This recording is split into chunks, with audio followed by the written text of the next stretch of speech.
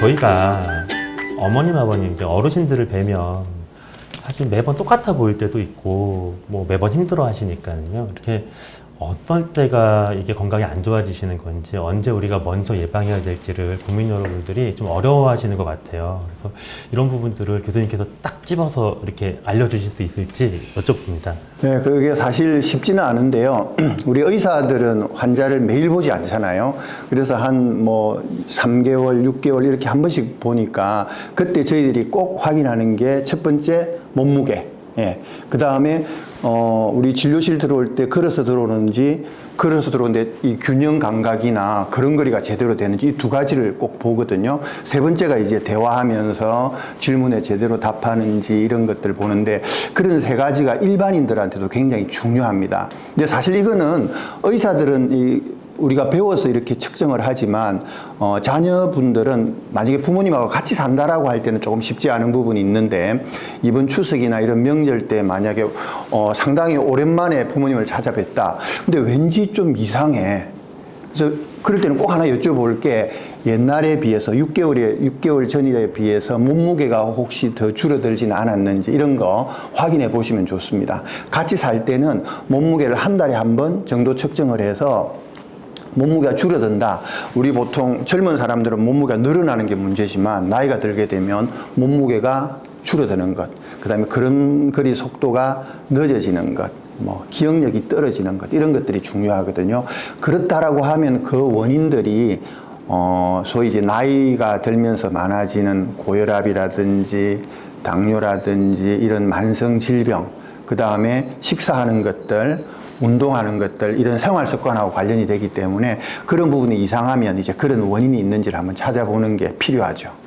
이게 사실 체중이라는 것이 이제 사실 우리 현대인들은, 젊은 분들은 체중이 늘어나는 것 때문에 병이 생기는 걸 저희가 고민을 하는데, 저도 노인 환자분들 만나 뵙고 이야기하다 보면 체중이 늘어난다는 노인 환자분들은 사실은 아직 건강하신 걸로 생각을 많이 하거든요. 아직 입맛이 괜찮으시고 활동할 만한 기력이 있으시다는 뜻인데, 어느 날 보니 입맛이 떨어져요. 못 먹어요. 사실 못 먹는 데는 이유가 대부분 있으신 거기 때문에 부모님들께 오랜만에 뵀을 때 교수님 말씀처럼 국민 여러분들은 당연한, 그러니까 별것 아닌 걸로 생각하실 수 있는데 체중 변화가 제일 중요하다라는 거 저희가 잘 생각을 하고 있으면 될 것 같습니다. 김지영 선생님께서는 부모님 체중은 비슷하세요? 사실 저희 부모님은, 아버지는 항상 이렇게 몸무게를 빼시려고 해가지고 열심히 막 운동도 하시고 식사도 맨날 이렇게 막 조절하시고 이러시거든요. 그래서 몸무게는 거의 비슷비슷하신 것 같아요. 아직 젊으셔서. 맞아요.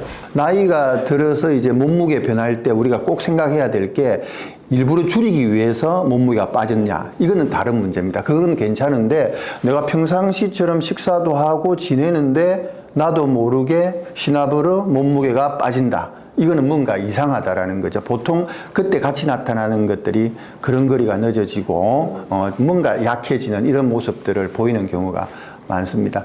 그래서 제 생각에 이런 것들을 좀 살펴보면 좋은데, 아무래도 우리 일반인들은 건강이나 의학에 대해서 전문 지식이 없으니까 부모님 건강하신가 이런 거 명절 때 한 번씩 챙겨주면 좋잖아요. 그때 어떻게 보면 제일 좋은 방법 중에 하나가, 우리나라는 모든 국민들이 2년에 한 번씩은 건강검진을 국가에서 해주고 있거든요. 그 기록을 한번 보는 것도 괜찮아요. 지금 말씀드린 몸무게라든지 그 다음에 기억력, 우울한지, 그리고 또 중요한 만성질환 중에 하나인 혈압이라든지 혈당 이런 것들을 정기적으로 측정을 해주기 때문에 자녀분들이 그거 어렵지 않습니다. 그거 한번 그렇게 탁 내놓고 우리 어머님, 아버님 그런 기준에 들어가는지 정상인지 한번 확인해보고, 그게 이상하면 하나하나 한번 살펴보는 게 꽤나 도움이 될 것 같아요. 이게 2년에 한 번씩 나라에서 검진을 해야 됩니다라고 나오는 것이 있죠. 그리고 그것들을 매번 대부분 받으시더라고요. 그걸 자녀분들께서는 어머님, 아버님 것들도 같이 확인해 보시면 도움이 될 것이다, 이렇게 말씀을 주신 것 같고요. 그런데 그게 사실 저희는 저희는 이제 보면 쑥 보고 여기가 문제고 이게 문제고 괜찮다라는 게 알 텐데, 이 우리 국민 여러분들께서 환자분들께서 보셨을 때는 해석이 좀 어렵거나 이러실 수 있잖아요. 이렇게 좀 중요한 포인트나 이렇게 설명드릴 수 있는 부분들이 있을까요, 교수님? 우선 그 처음에 첫 장에 그 이제 판정 이제 검진 받은 결과에 대해서 딱 나오는 게 있어서 주요하게 이제 해석을 해서 봐야 될 부분들이 요약되어 있기 때문에 그 부분을 먼저 이제 확인을 하시면 좋을 것 같고요. 그다음에 판정문 하는 거 말이죠. 네, 맨 처음에 제일 처음에 이상이 있거나 중요한 것들은 여기 이렇게 떠 있을 겁니다, 교수님. 이렇게 판정문. 아, 네, 판정문. 안 뜬대요. 그냥 그렇게 하는 거예요, 지금. 판정문 있다 생각하시고. 네. 판정문 있고 그다음에 이제 뭐 신체 계측이나 아니면 이제 뭐 혈액 검사한 거, 요 검사, 그러니까 소변 검사한 거, 이런 이제 기능 검사한 거 이렇게 쭉 나오거든요. 그래서 차례로 보시면서 이제 좀 확인을 하시면 좋을 것 같습니다.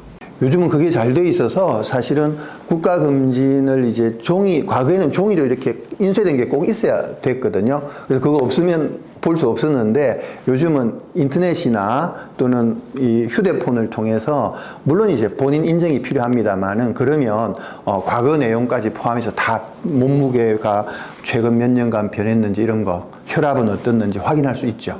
어플에 최근에 보니까 저도 그 공당 검진 어플을 이번에 깔아봤거든요. 근데 보니까 이제 자기가 그동안 받은 검진이랑 결과랑 이런 게 쭉 다 나와가지고 볼 수가 있고 항목별로도 다 설명이 있어서 눌러보니까 다 떠서 좀 보기가 좋더라고요. 네. 어떤 약을 먹고 있는지도 처방된 약들은 대부분 확인할 수 있습니다. 이게 어르신들이 그런 걸 하기 어려워하실 수도 있으니까 그걸 깔아드리고 알려드리는 것까지 네, 자녀분들이 한번 도와주면 그리고 같이 보면서 어떻는지 예, 본인 건강 챙길 때도 도움이 되지만 부모님 건강 챙겨줄 때 큰 도움이 될 것 같습니다. 그럼 이제 교수님께서 처음 말씀 주셨던 것 중에 제일 중요한 포인트가 어르신들은 아주 기본적인 신체 상황들, 그러니까 체중의 변화나 혈압이나 나와 혈당이나 이런 아주 기본적인 것의 변화가 사실은 제일 중요하다라고 말씀 주셨는데 저희 이런 국민 공당 검진을 받고 그걸 어플로 확인을 하시면 그 연도별로도 변화를 다 우리가 확인할 수 있으니까 활용하기에는 굉장히 좋을 것 같습니다.